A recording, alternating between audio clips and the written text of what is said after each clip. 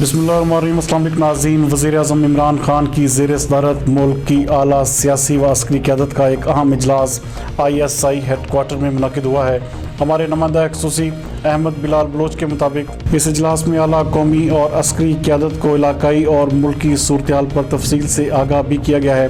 وزیر اعظم عمران خان نے وزیر خارجہ شاہ محمود قریشی، وزیر منصوبہ بندی Asad Umar, chairman joint chief of staff committee general Nadeem Raza, chief of army staff general Qamar Javed Bajwa, chief of air staff air chief marshal Mujahid Anwar Khan, chief of naval staff admiral Muhammad Amjad Khan Niazi, chief of general staff lieutenant general Sahil Shamshad Mirza کے ہمراہ آج ہیڈ کوارٹر ISI کا دورہ کیا۔